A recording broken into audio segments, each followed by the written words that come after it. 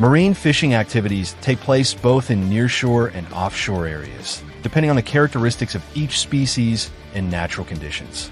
Fishermen use various types of fishing vessels with different capacities, combined with gear such as purse seines, trawls, and long lines to harvest marine resources.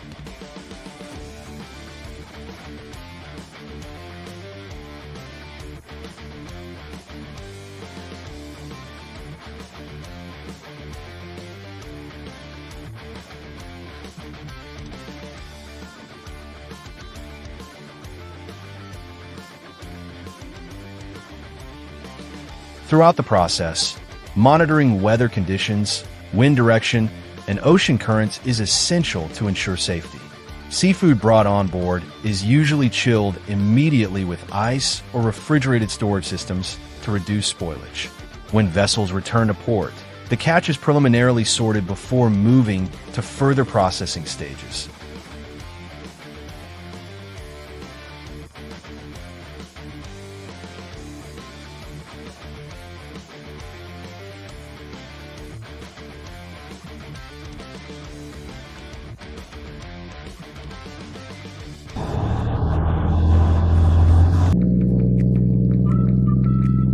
Tuna is an oceanic species typically harvested in offshore waters, ranging in size from small to large individuals. During fishing operations, fishermen often throw bait into the water to attract schools of tuna around the vessel. They then use rods or lines equipped with hooks to catch the fish directly.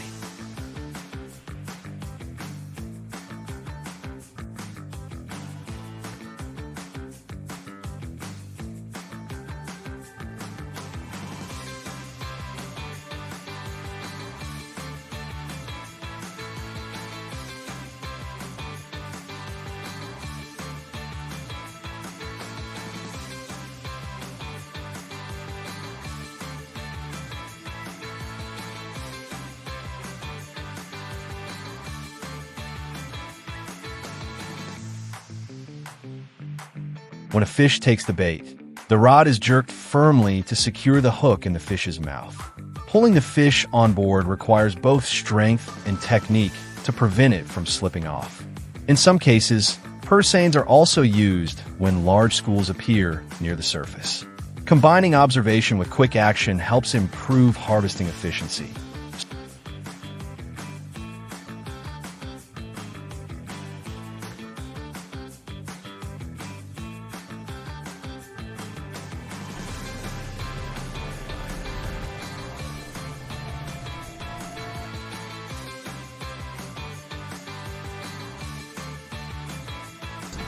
The amount is far smaller than with purse seine.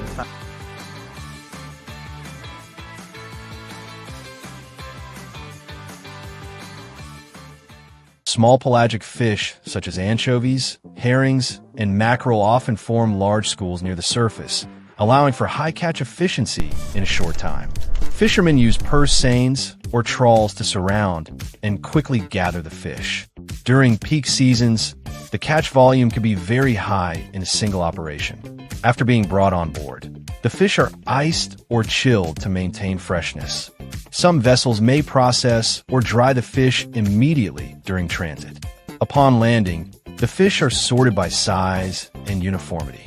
Processing continues without interruption to prevent quality loss due to prolonged storage time.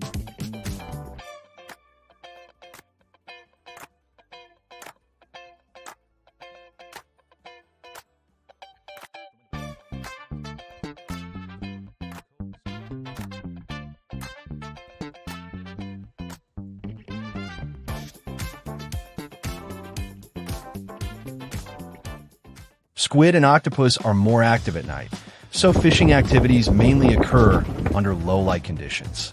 Fishermen use lighting systems to attract them near the vessel, then catch them using hooks or traps. Some vessels are equipped with high-powered lights to increase efficiency. Once on board, squid and octopus must be processed and chilled immediately to preserve freshness, as delays can quickly reduce quality. Upon returning to shore, the catch is sorted based on size condition, and integrity. Processing is carried out quickly and continuously to avoid the effects of environmental temperature and extended storage time.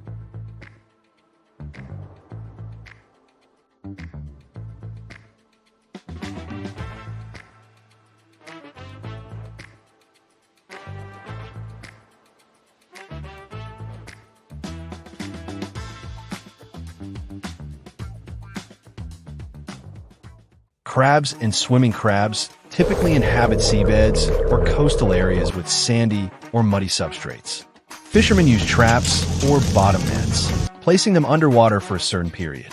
After the crabs enter the traps, they are collected when fishermen return to check them. This process may take several hours or overnight. After harvesting, the crabs are kept alive in seawater conditions or lightly chilled to reduce activity. Once ashore, they are sorted by size, weight, and condition. Smaller or unsuitable individuals are separated. Handling must be done carefully to minimize damage and loss.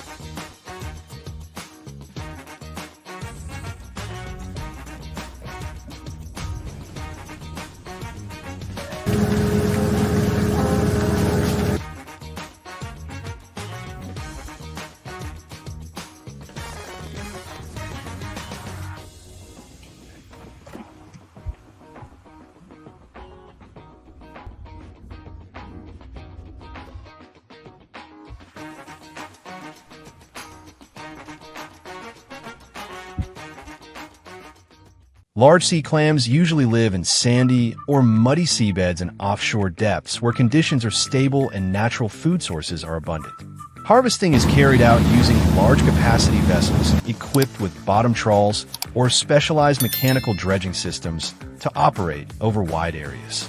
Once areas with high clam density are identified, vessels move along designated routes, dragging gear close to the seabed to collect them.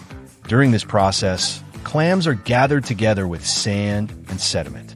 Adjusting vessel speed, depth, and towing direction is crucial for improving efficiency and ensuring stable yields.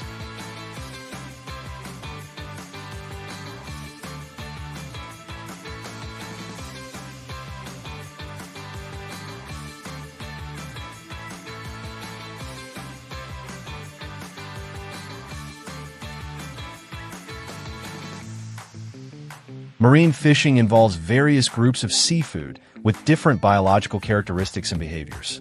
Each type requires specific harvesting and handling methods to achieve optimal efficiency. The process is closely associated with immediate cooling, preservation, and sorting after capture. Natural conditions such as weather, ocean currents, and fishing seasons directly influence the results. The use of modern equipment helps support more efficient and stable fishing operations.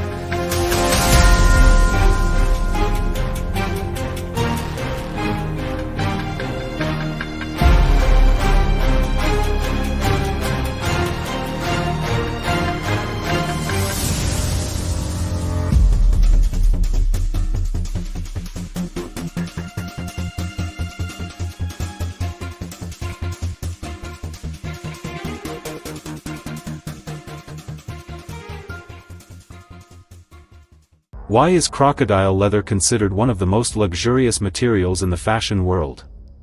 From exquisite handbags and handcrafted shoes to high-end accessories, every piece of crocodile leather carries a unique value. Its durability, distinctive scale patterns, and rarity have made it a symbol of elegance. But behind these luxury products lies a tightly organized farming and processing industry. So what exactly has turned crocodile leather into the soft gold of the global luxury industry?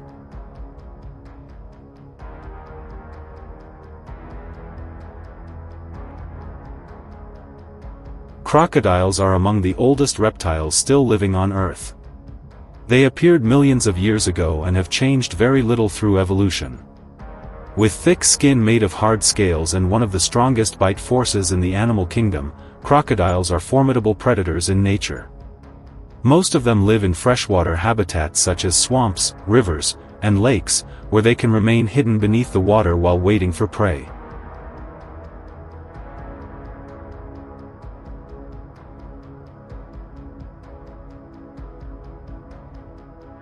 Today, to meet the demand for high-end leather, many countries have developed large-scale crocodile farms.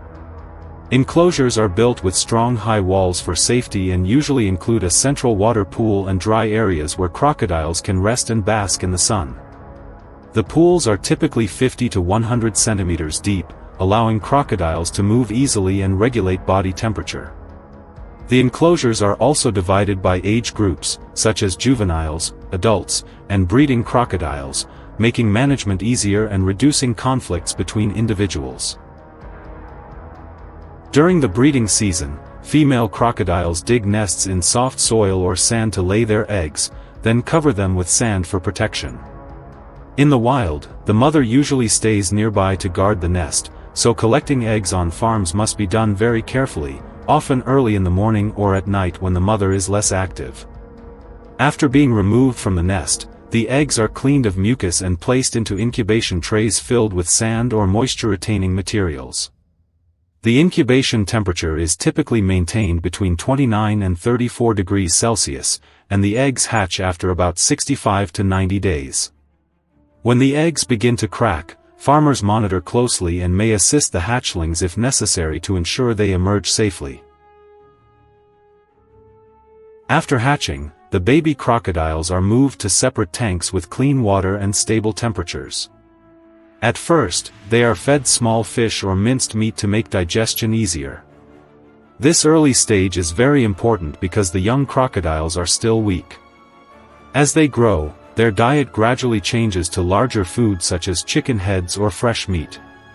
Since growth rates differ, farmers usually separate crocodiles by size to prevent larger ones from overpowering smaller individuals.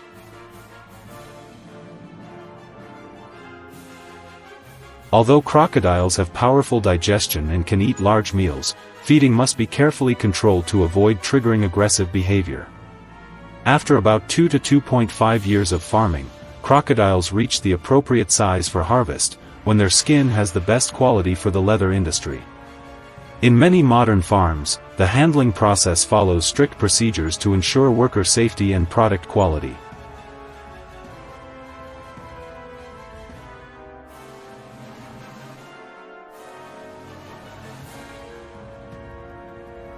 After being transported to processing facilities, the crocodiles undergo a careful skinning process.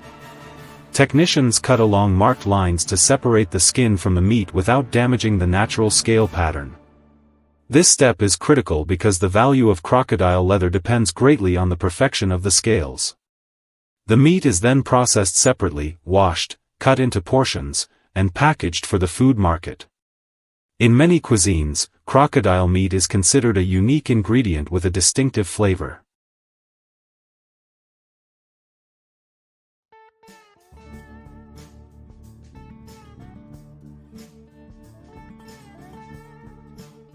Meanwhile, crocodile skins go through a much more complex treatment process.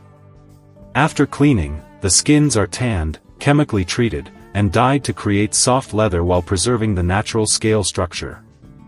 These prepared skins are then sent to workshops where artisans craft them into handbags, wallets, watch straps, and other luxury accessories.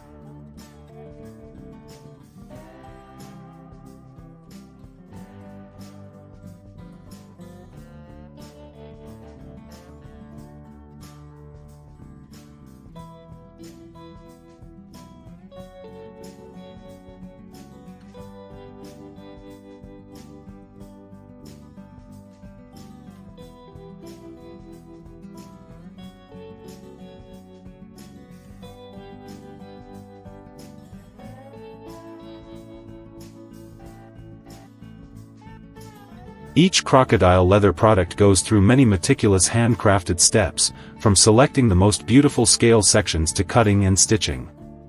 The combination of rare material and skilled craftsmanship has made crocodile leather a symbol of luxury.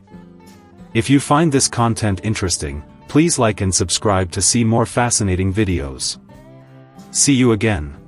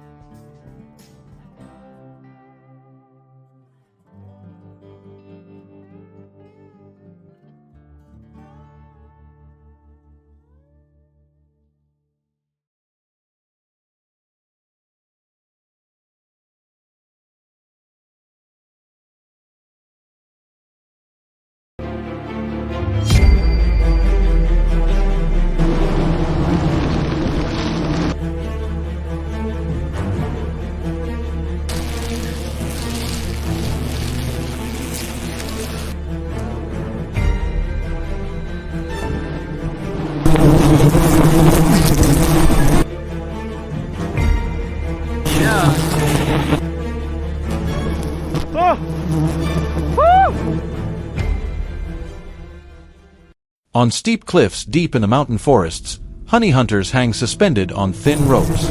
Beneath them lies a deep void, while thousands of bees swarm densely around massive honeycombs.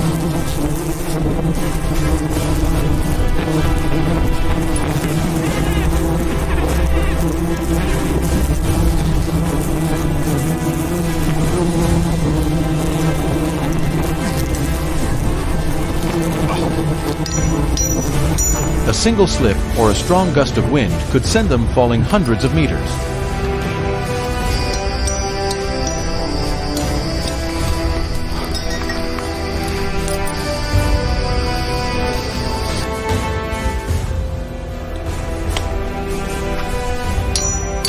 Yet for experienced honey hunters, this dangerous scene has become a familiar part of their work. It is considered one of the most dangerous natural harvesting jobs, where humans confront wild nature directly to collect precious drops of honey.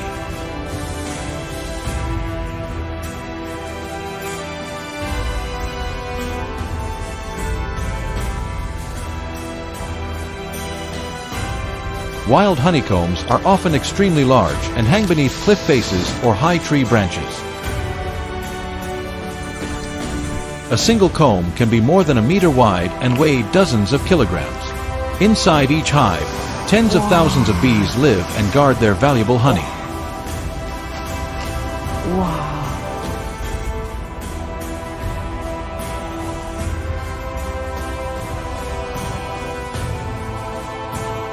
These wild honeybees are known for their strong defensive behavior.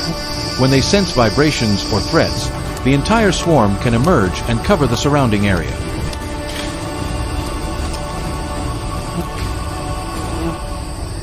For this reason, approaching these giant hives is always a serious challenge, even for experienced honey hunters.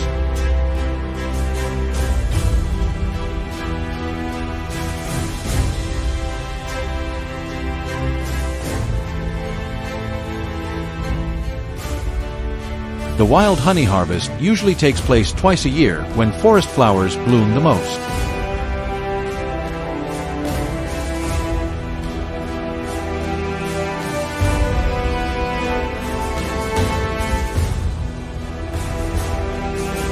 The first season typically runs from March to May, while the second lasts from September to November.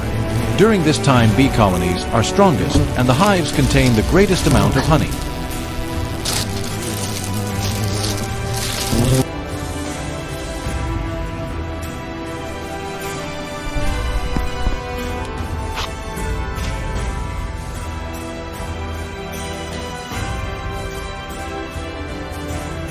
Each harvesting trip may last from several days to an entire week. Honey hunters usually work in teams so they can support one another during travel and harvesting.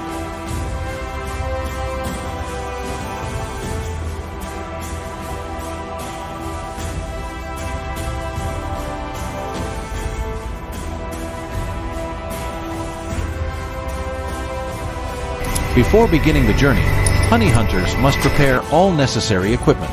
Strong ropes and long rope ladders are the most important tools, allowing them to climb tall trees or descend steep cliffs.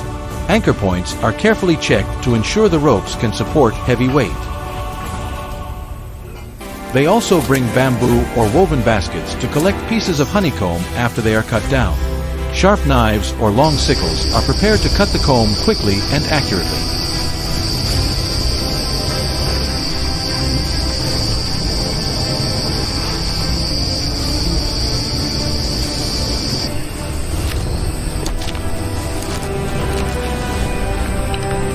To approach the hive without provoking a violent attack from the bees, hunters use a traditional smoke method. They carry bundles of dry leaves, grass, and hot embers to produce thick smoke.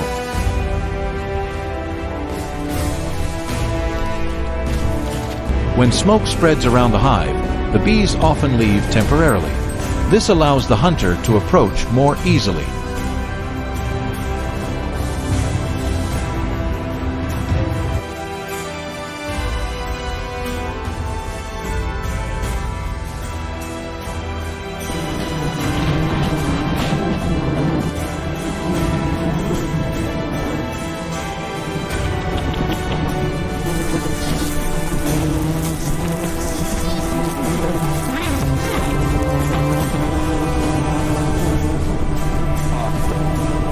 They also use long bamboo poles to maintain distance from the hive while working. After preparing their equipment, the hunting team begins traveling deep into the forest where the hives are located. There are no paved roads or wide paths, only narrow trails covered with damp leaves. Sometimes they must cross small streams or climb slippery rocks.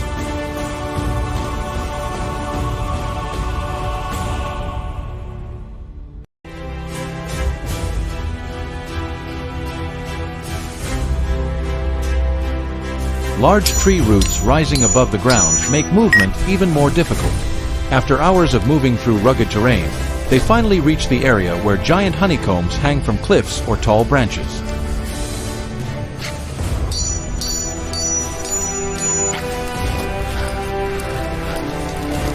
When they reach the hive, one hunter ties a rope around his body and slowly descends the cliff using a rope ladder or climbs a tall tree. Bundles of dry leaves are burned to produce smoke that pushes the bees away from the hive for a short time.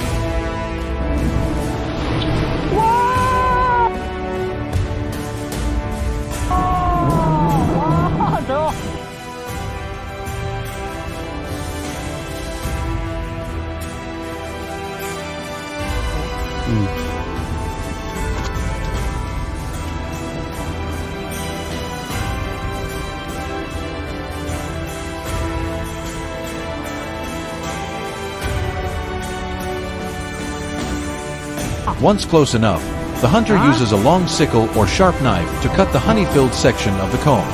Large pieces of honeycomb are then lowered into baskets held by people waiting below.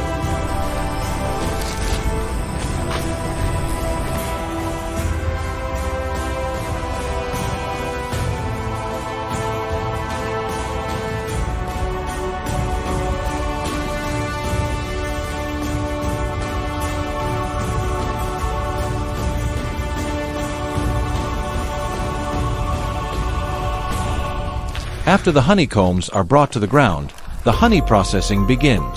The combs are usually gently crushed or pressed through a clean cloth to extract raw honey. The honey is then filtered several times to remove wax and impurities. After filtering, the honey is left to settle naturally for 24 to 48 hours. Finally, it is poured into clean glass or plastic bottles for storage. A bottle of wild honey may look simple, but behind every drop is a dangerous journey. Hunters must hang from cliffs while facing swarms of bees and rugged terrain. Their courage and experience bring the forest's liquid gold to people.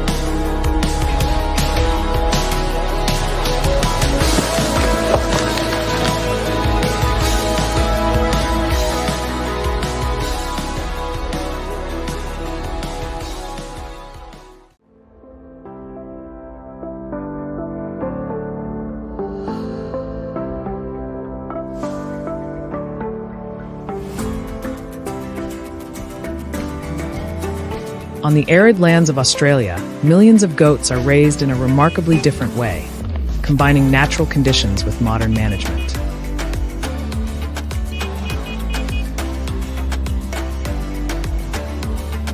Rather than being confined to barns, they roam across vast grasslands, foraging for their own food and adapting to harsh environments.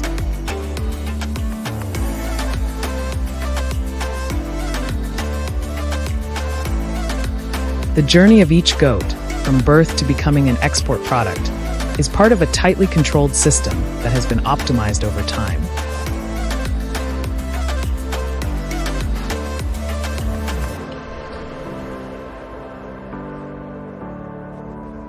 Globally, the goat population exceeds 900 million, with the highest concentrations in semi-arid regions.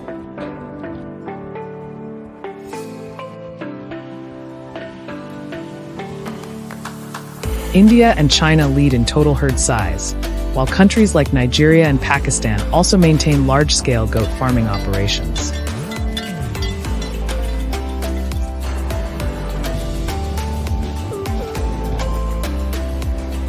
However, Australia does not compete in volume, but rather in quality and in its production system for export-oriented goat meat.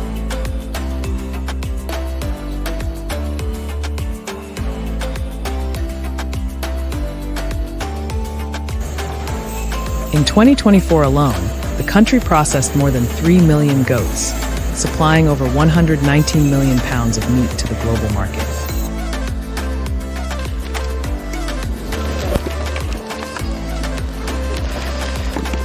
With around 55% of the export market share, Australia remains the world's largest supplier of goat meat.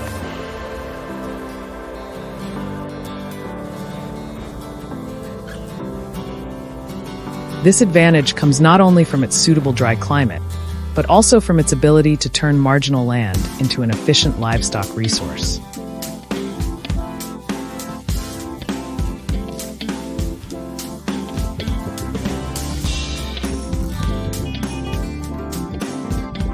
In states such as New South Wales and Queensland, farms spanning thousands of acres serve as natural habitats for goat herds.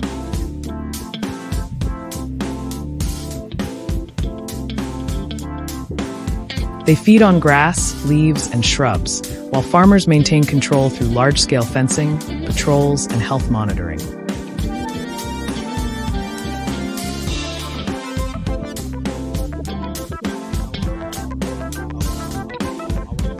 This model reduces feed costs, makes use of otherwise unproductive land, and is well suited to remote areas.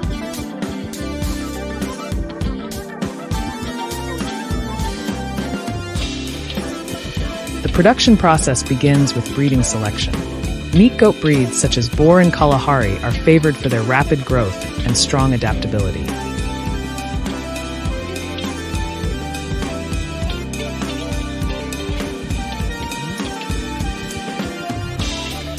Breeding goats are selected based on physical condition, health, and reproductive performance.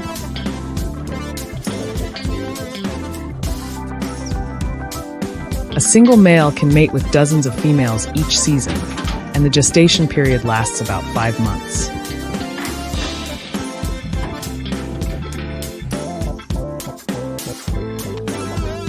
During pregnancy, female goats continue to graze naturally, but are supplemented with minerals and clean water.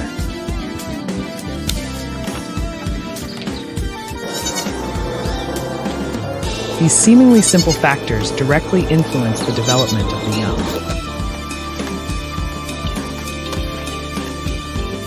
In harsh weather conditions, shade structures or windbreaks are installed to protect the herd.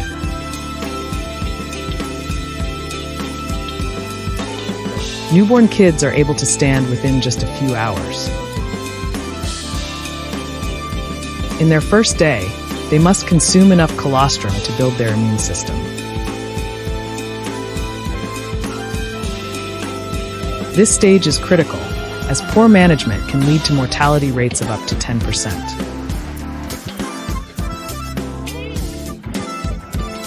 Weaker individuals are separated and given special care to ensure the highest possible survival rate.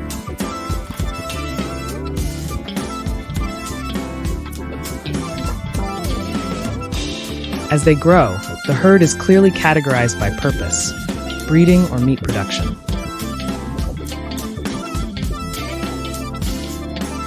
They continue grazing on natural pasture, supplemented with feeds such as grains or agricultural byproducts.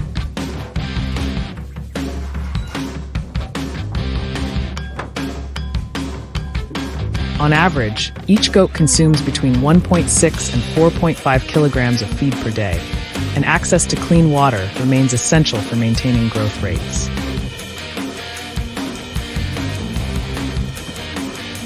Technology plays an increasingly important role in herd management.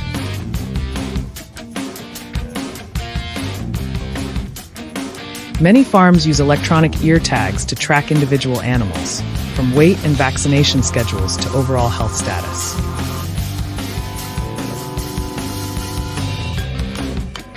Monitoring is no longer based solely on manual observation, but is supported by off-road vehicles, herding dogs, and even drones for large-scale surveillance.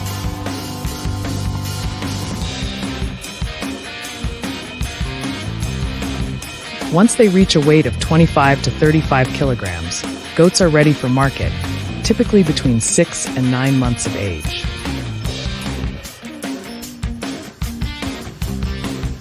At this stage, the meat is at its best quality: tender, lean, and highly valuable. After health inspections, the animals are transported using specialized vehicles to minimize stress before processing. At processing facilities, operations are carried out quickly while strictly adhering to food safety standards. The meat is cleaned, graded, and packaged before distribution. Approximately 90% of the production is exported, with the United States as the largest market, followed by the Middle East and Asia.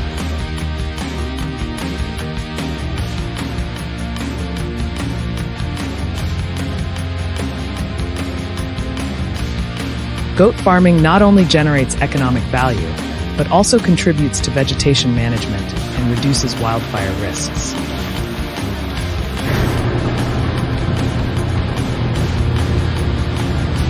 Goats feed on shrubs and weeds, helping restore ecological balance and improve land conditions.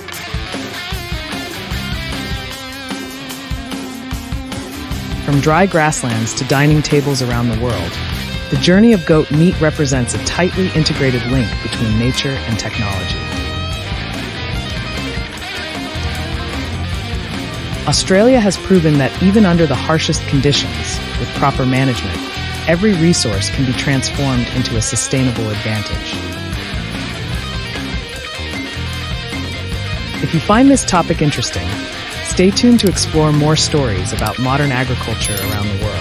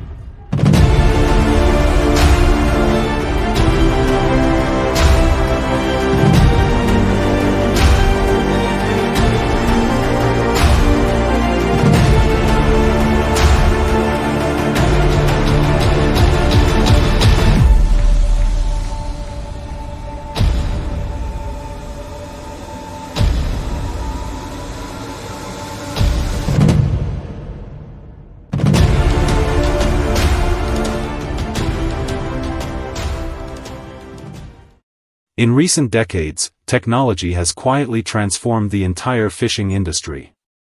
Modern vessels, precise navigation systems, and advanced preservation equipment have expanded human limits on the open ocean.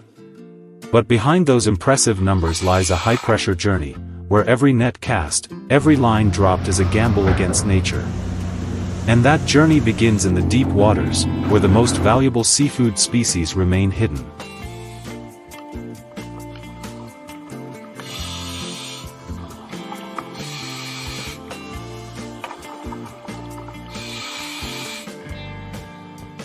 In the vast open ocean, swordfish has always been one of the most challenging targets to conquer. For many sport fishermen in the United States, this is not just another fish, it is a true test. They use specialized rods and lines designed to withstand extreme tension.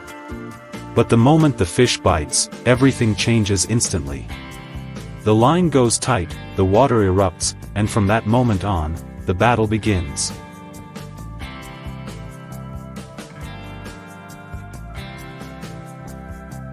Swordfish are not only powerful, but also highly unpredictable.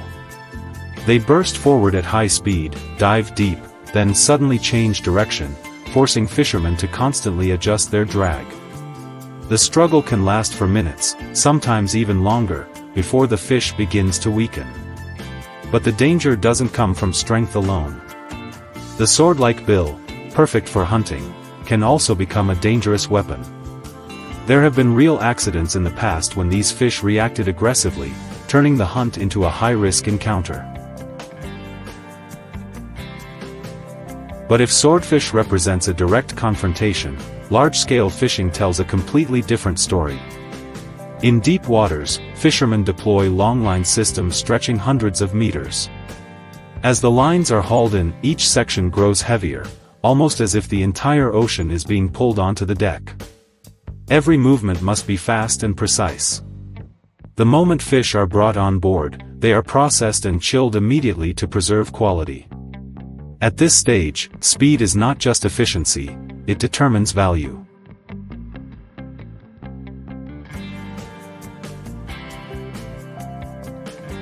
Among the many harvested species, halibut stands out. With annual catches reaching tens of thousands of tons, it has become a major supply source for global markets. Fishing vessels typically depart from the United States, Canada, and Iceland, regions known for ideal conditions. Before each multi-day trip, tens of thousands of hooks are carefully prepared, along with modern refrigeration systems to ensure quality from the very moment of capture.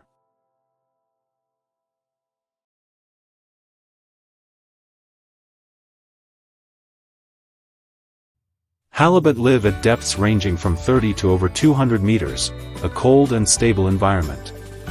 Once hauled up, fish that meet size standards are processed immediately on deck and stored at low temperatures. After reaching port, they move through a strict processing chain, sorting, filleting, packaging, or kept whole. High-quality products are often exported to demanding markets like Japan and South Korea, where even the smallest detail can impact final value.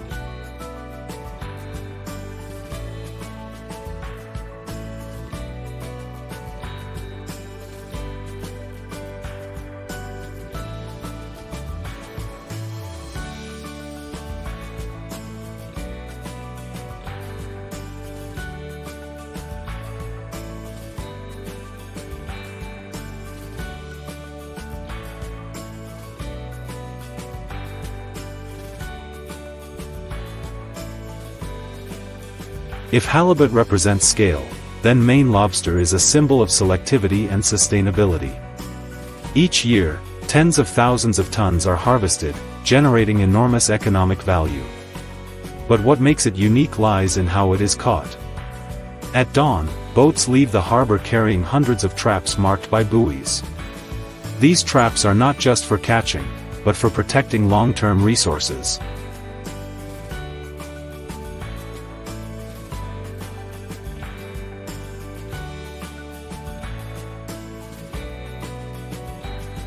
After 1 to 2 days, the traps are hauled up.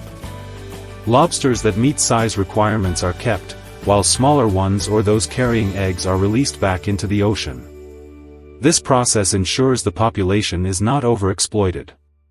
Once back at port, lobsters are sorted, rapidly frozen at extremely low temperatures, or partially processed before export. Behind each lobster is a tightly controlled system, where value lies not only in the product, but in sustainability.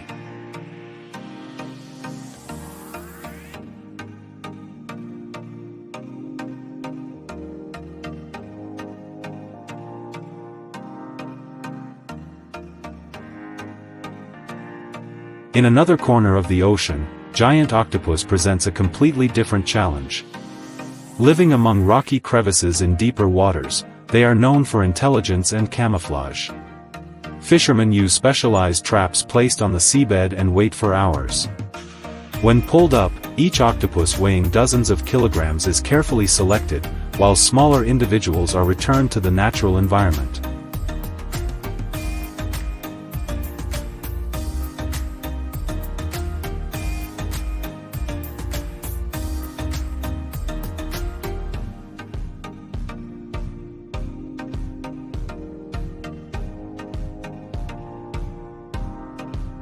From the depths of the ocean to the dining table, the journey of each seafood product is a combination of technology and experience. But no matter how advanced the systems become, the human factor cannot be replaced.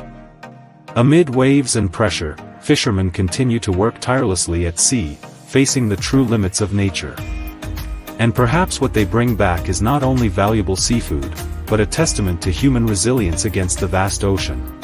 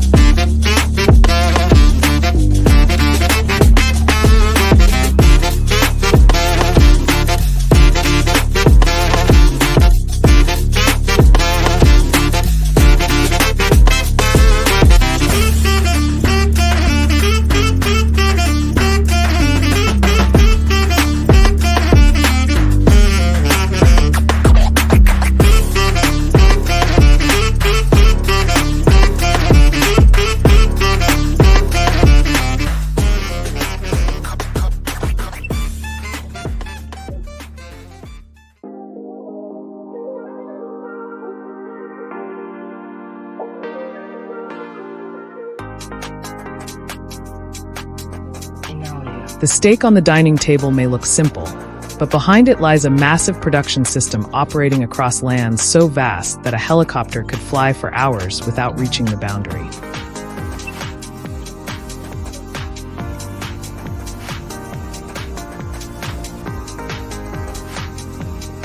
Every day in Texas, tens of thousands of cattle enter the supply chain, producing enough food to feed millions of people, not only in the United States but around the world.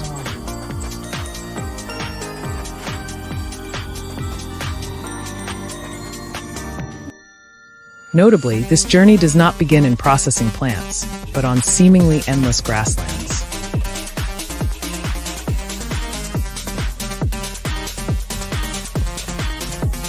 For decades, Texas has become a symbol of the cattle industry, with herds numbering in the tens of millions, accounting for a significant share of the nation's total output.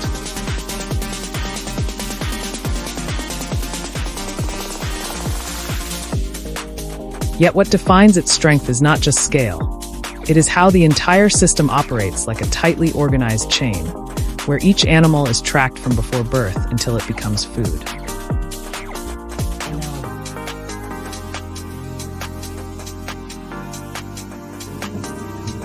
In fact, the foundation of the beef industry is established very early, even before the first calf is born.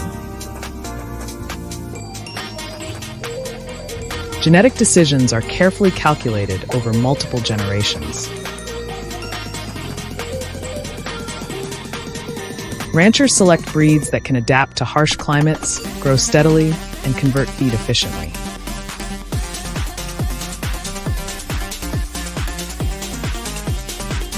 A cow is typically bred at around 15 to 18 months of age, with a gestation period of about 283 days.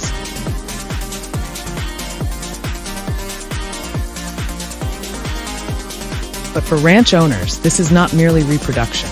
It is a long-term strategy.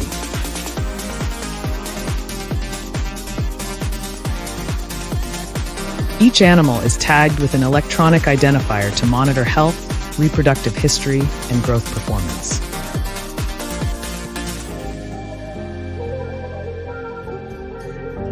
The goal is clear. Each year must produce a healthy calf.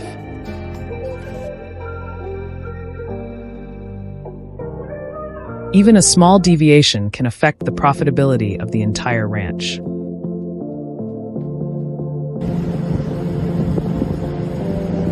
Calves are usually born in the spring, when grass is most abundant.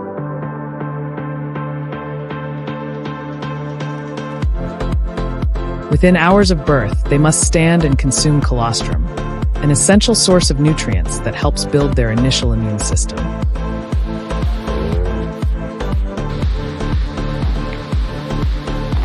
In the first months of life, calves grow almost entirely on pasture. They follow their mothers daily, learning to adapt to the natural environment.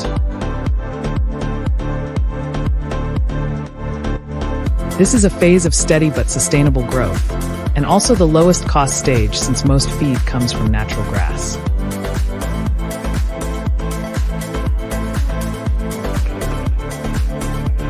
However, water is always a critical factor, especially under the dry conditions commonly seen in Texas.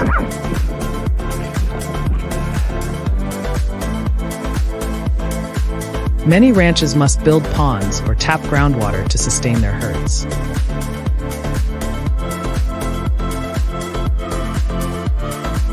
Despite being raised across vast areas, management still takes place daily. Ranchers check health conditions, administer vaccinations, and monitor each individual animal.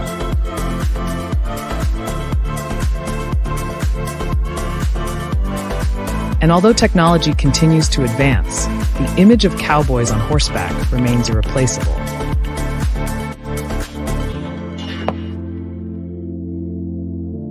Horses allow for gentle movement, reducing stress on the herd. Instead of forcing them, ranchers rely on the animal's natural instincts to guide them, ensuring orderly and safe movement.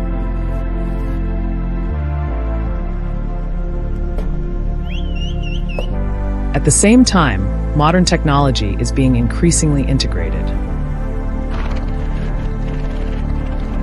Drones make it possible to observe thousands of acres in a short time, quickly detecting lost or troubled animals. All-terrain vehicles and sensor systems support the inspection of infrastructure, water sources, and pasture conditions. Even pasture layout is scientifically planned, with rotational grazing systems to ensure land recovery.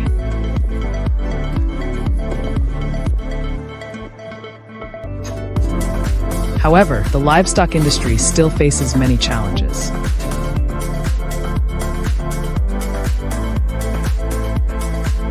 Prolonged drought can deplete food sources, forcing ranchers to purchase supplements at high costs.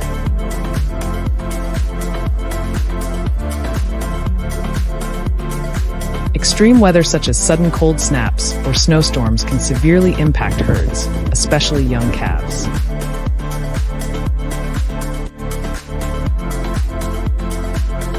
Diseases and parasites remain constant threats, requiring continuous monitoring and timely response.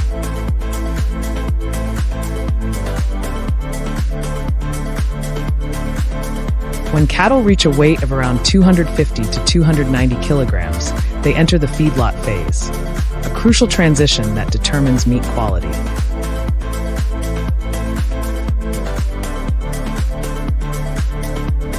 After a few months, their weight can double, preparing them for the final stage of the production chain.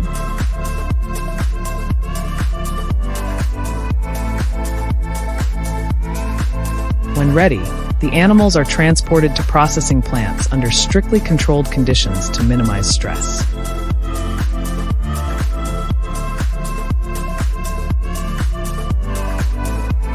There, operations run continuously with a combination of skilled labor and automation.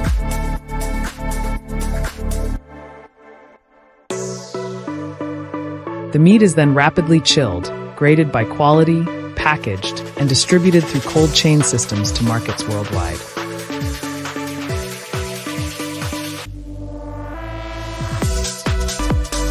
Today, the Texas cattle industry is entering a new era, where artificial intelligence and big data are applied to monitor herd health in real time. The goal is not only to produce more, but to do so more efficiently and sustainably. From vast grasslands to the dining table, the journey of beef is a combination of traditional experience and modern technology, a massive system operating continuously every day.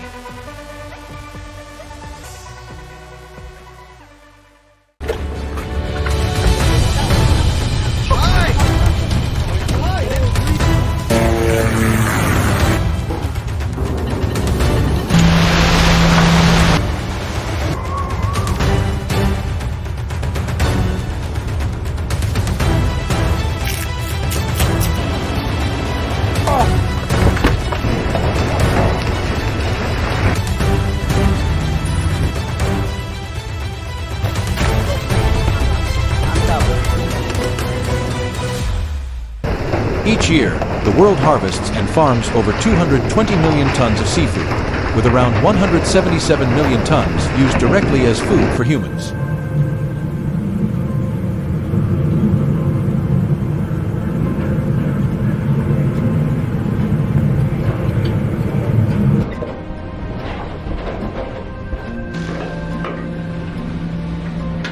Seafood not only provides essential protein for billions of people, but also supports the livelihoods of tens of millions of workers worldwide.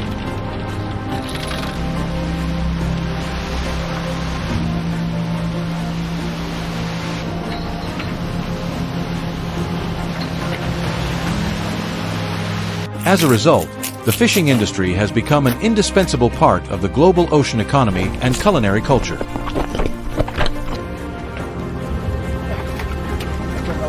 In today's journey, we will explore impressive fishing methods and remarkable moments from fishermen around the world.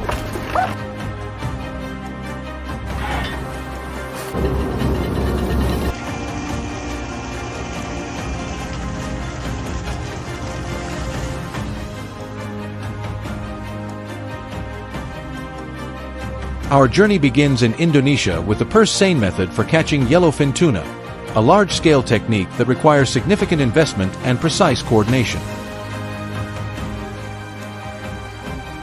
With modern equipment, vessels can locate schools of tuna from a distance. Once the target is identified, a smaller boat carrying the net quickly encircles the fish, while a helicopter above tracks their movement and adjusts the strategy in real time.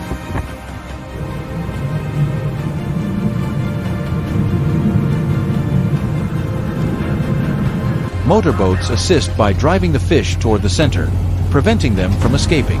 As the circle tightens, the main vessel hauls in the net, reducing the space to gather the entire school. These nets can stretch for kilometers and reach hundreds of feet deep, large enough to enclose massive groups.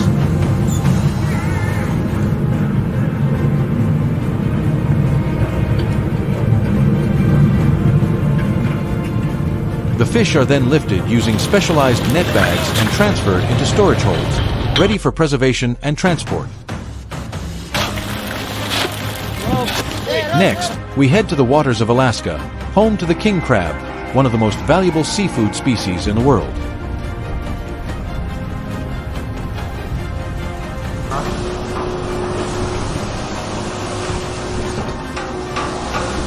Unlike tuna, king crabs live on the ocean floor, making pot traps the most effective method. Fishermen drop heavy metal cages into the sea and wait before using powerful hydraulic winches to pull them back up.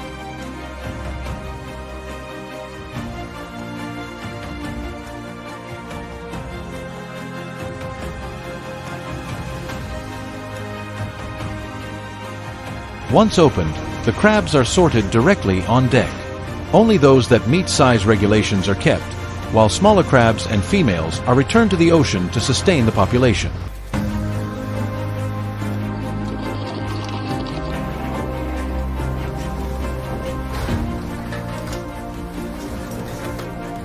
This process not only ensures economic value but also supports long-term resource management.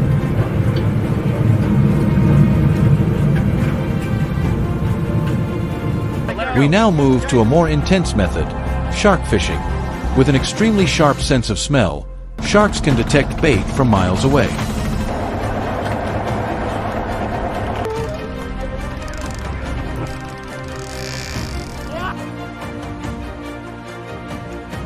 As soon as the bait hits the water, they quickly approach and strike.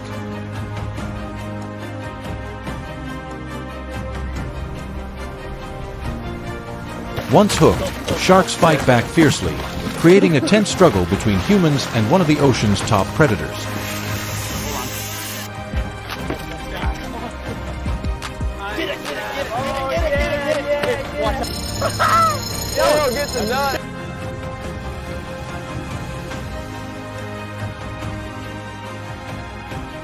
However, due to global population decline, shark fishing is now restricted or banned in many countries to protect ecological balance.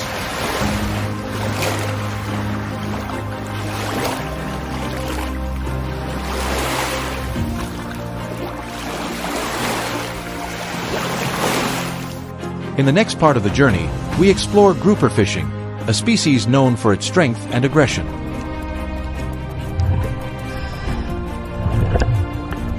Groupers typically live near the seabed, hiding among reefs and ambushing their prey.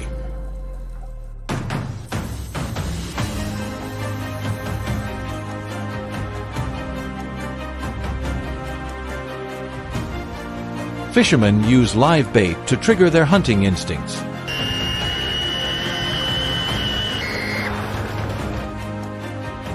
Once hooked, groupers not only struggle violently but also try to cling to the bottom, making them extremely difficult to reel in.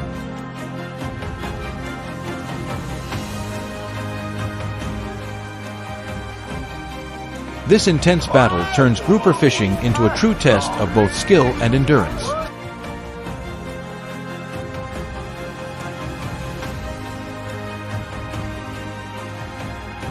After hours of persistence, landing such a fish becomes not only an economic reward, but also a hard-earned victory.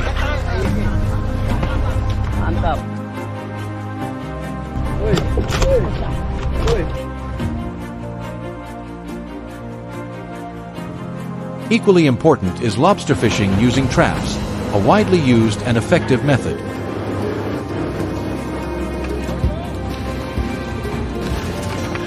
Fishermen lower traps to the seabed for several hours, allowing lobsters to crawl inside.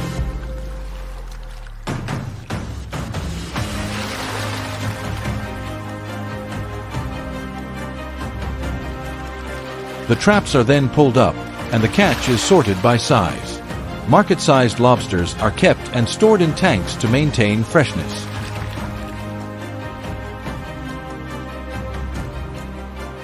With their high market value, a single trip can generate significant income, especially in areas with abundant resources.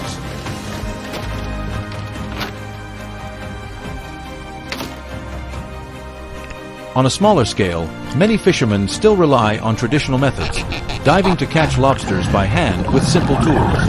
Equipped with masks, fins, and breathing gear, divers descend to the ocean floor to search for lobsters hiding in rock crevices.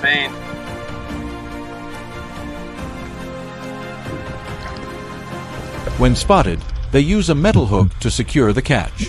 This method requires skill and breath control, as time underwater is limited.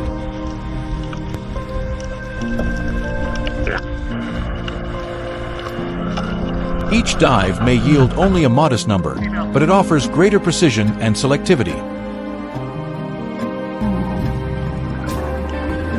From modern vessels to traditional techniques, every fishing method reflects human adaptability, skill, and persistence in facing the ocean.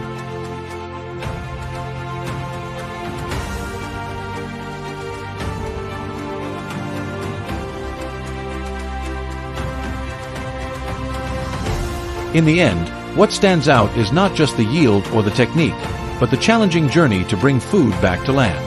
Which method impressed you the most? Share your thoughts and don't forget to follow for more fascinating stories.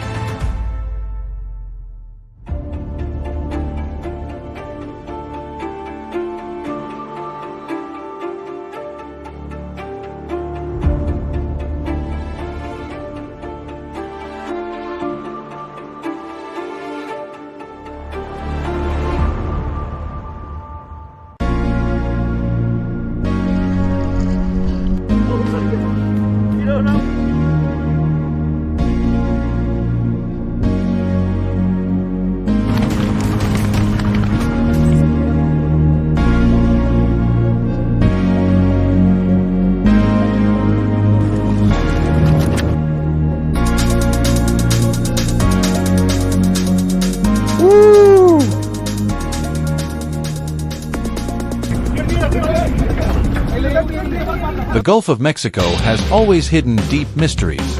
But on what seemed like a very peaceful morning, the surface of the sea suddenly turned a frightening shade of red. On the deck of the boat, shouts rang out, not out of fear, but because of a sight so astonishing that even the most experienced fishermen stood frozen in disbelief.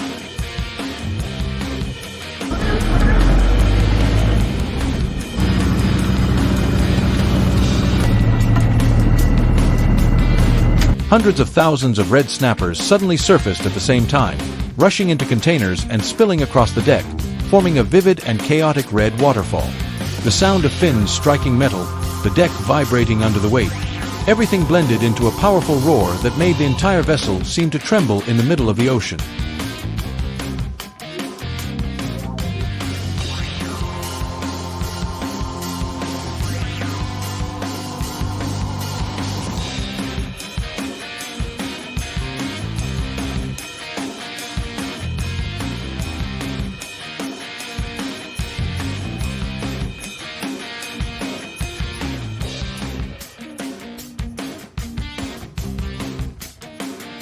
Adult red snapper typically weigh between 4.5 and 13.6 kilograms. Their long bodies, golden orange eyes, and bright red scales make them stand out among any school of fish. They usually live at depths ranging from about 9 to 60 meters, especially around coral reefs.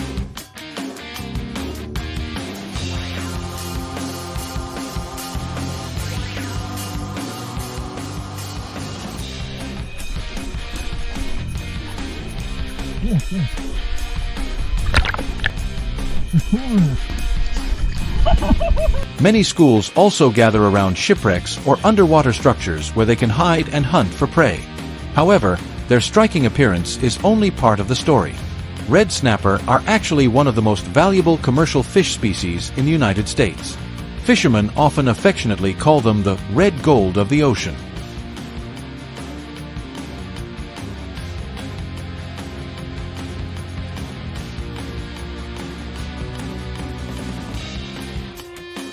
For many coastal communities, this fish brings enormous income every year, making each fishing trip a precious opportunity.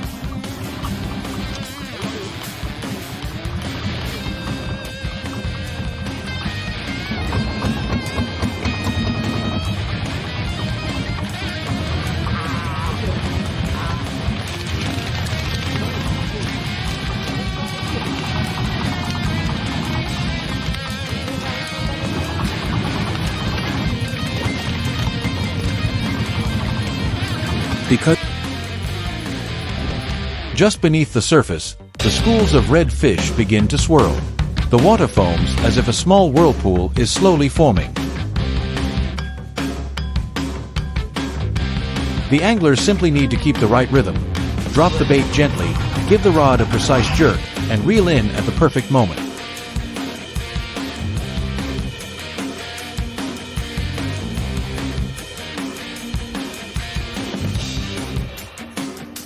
When the bait falls directly into the center of the school, everything happens almost instantly.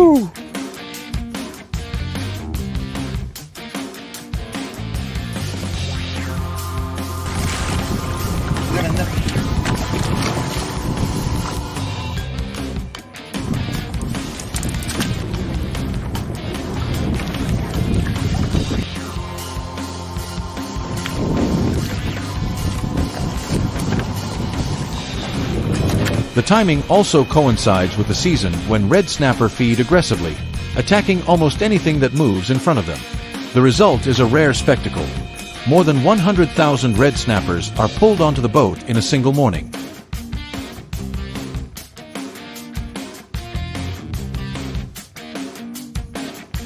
As soon as the red snappers are brought onto the deck, processing begins immediately like a perfectly coordinated sequence of actions. The fish are quickly transferred into a chilling system where their body temperature is lowered close to freezing within minutes.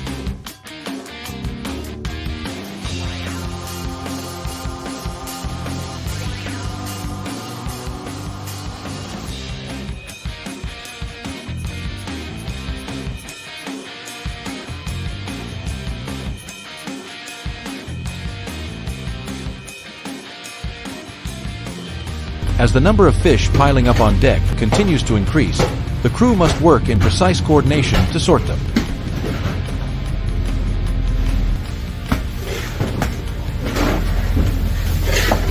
The largest fish, with firm and powerful muscles, are placed directly into deep ice containers.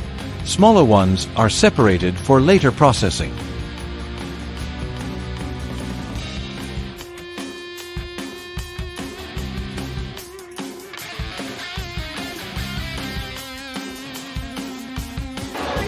While the deck remains covered with fish, the fishing rods continue working without pause.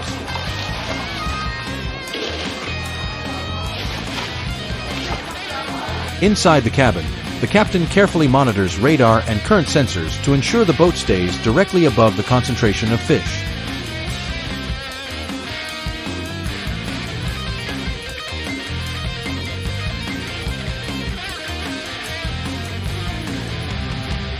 When the number of fish pulled up approaches the legal limit, he immediately signals to slow down the catch.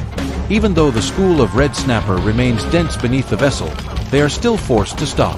The sea only allows them a certain amount of fish, and those regulations must be respected. After the vessel returns to port, each fish continues through another stage of classification according to size and quality. Fish that are too young, scratched, or below standard are removed. The remaining ones are washed with sterilized seawater before moving to a modern vacuum packing line. Here, each bag or tray of fish is carefully vacuum sealed to prevent bacterial growth and extend shelf life. Inside the processing plant, the red snapper must pass strict quality control procedures. Each fish is weighed, measured, and graded into several categories such as standard, large, or giant. The color of the flesh, firmness, and freshness are all carefully inspected. Some fish are processed directly into premium products such as fresh fillets, whole frozen fish, or special cuts used for sushi.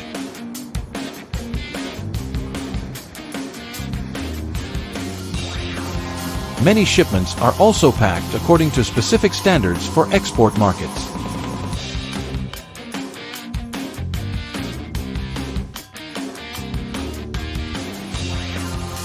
In addition, processes such as bone removal and microbiological treatment are performed on modern automated production lines.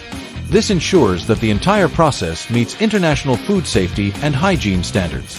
Once completed, the boxes of red snapper are ready to be transported to major markets such as the United States, Japan, and South Korea.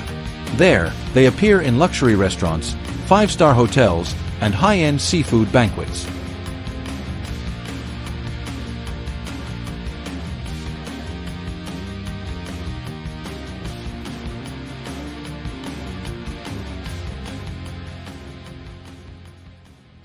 However, the ocean is changing, and the seafood industry is entering a new stage filled with challenges. The future of the iconic red snapper of the Gulf of Mexico has become more uncertain than ever. We can only hope that the ocean will continue to preserve treasures like the red snapper. But their future, like that of the ocean itself, remains something no one can predict with certainty.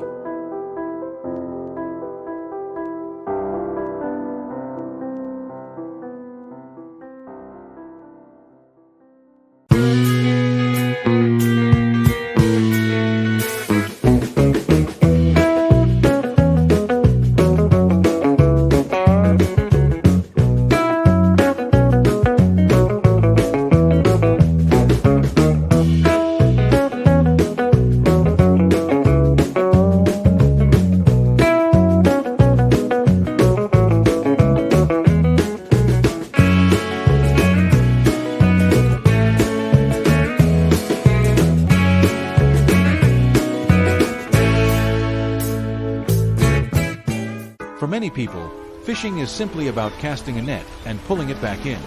But offshore, everything becomes far more complex. The ocean is constantly changing, forcing fishermen to rely on a mix of experience, technology, and careful observation to choose the right moment. It is this unpredictability that creates remarkable moments, where a small signal can lead to a massive catch in just minutes.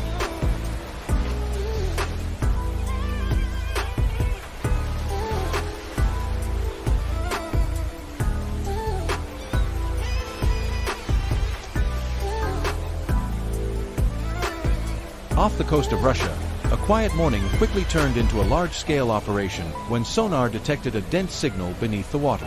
Without hesitation, the vessel deployed a purse seine nearly half a kilometer long to surround an entire sardine school. Within minutes, the surface began to churn as tens of thousands of fish were forced into a tight space. As the net was hauled in, sunlight reflected off their silver scales, making the catch look like a moving stream of metal, and a single haul brought in nearly 40 tons of fish.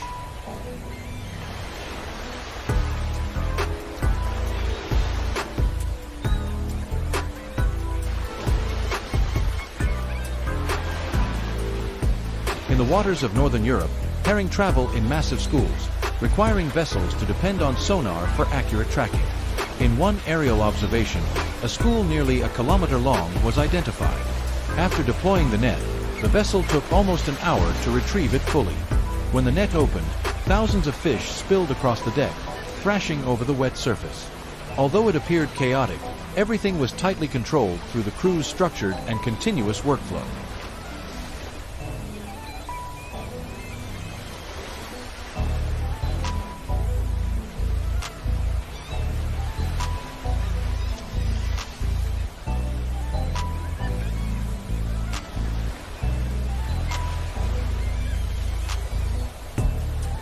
In Alaska, fishing operations reach an industrial scale, targeting pollock, one of the highest yield species in the world.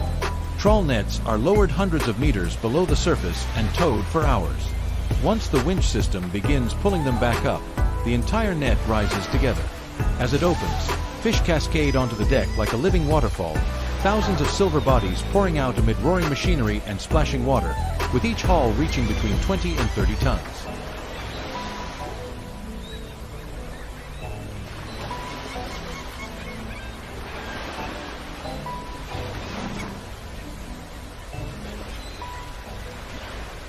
Beyond Alaska, Russia's Far East operates on a similar scale.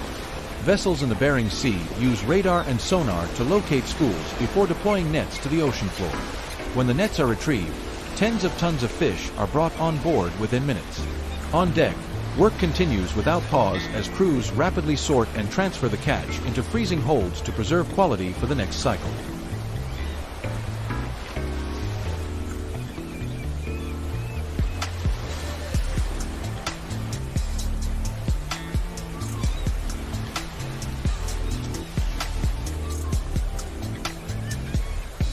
In the North Atlantic, cod remains a primary target during long fishing expeditions.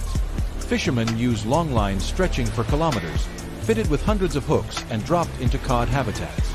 After hours of waiting, large fish are hauled up one by one. On deck, there is no downtime as the crew quickly removes the fish and transfers them into storage, maintaining their commercial value.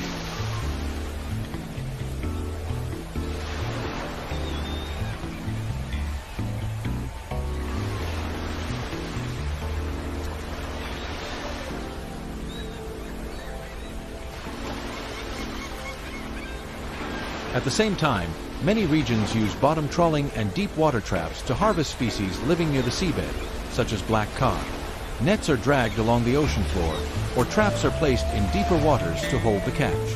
When retrieved, the deck is quickly covered with dense loads of fish, requiring a steady rhythm of sorting and storage to keep operations flowing smoothly.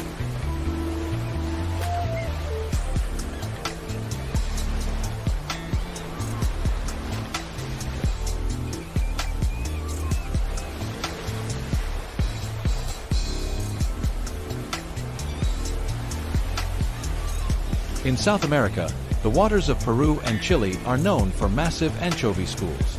Although each fish is small, they move in millions, forming dense underwater masses. A single net can bring in 50 to 60 tons, quickly covering the deck with shimmering bodies under the sunlight.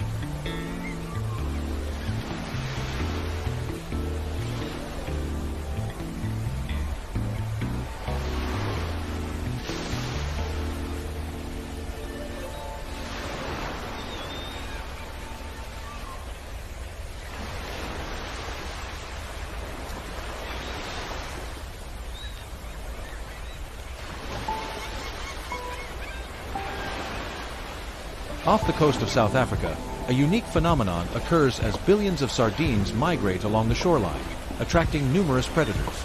This is a rare moment when conditions align, and fishing vessels take advantage by deploying their nets. Within a short time, hulls weighing dozens of tons are pulled in, showing how nature and timing can combine to produce extraordinary results.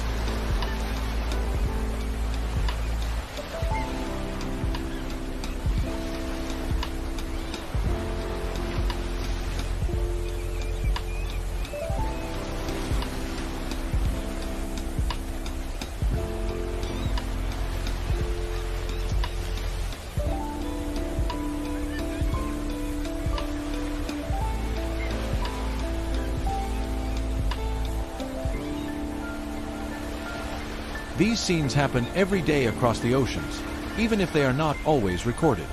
For fishermen, each trip offshore is a balance between risk and opportunity, where skill, technology, and timing determine the outcome.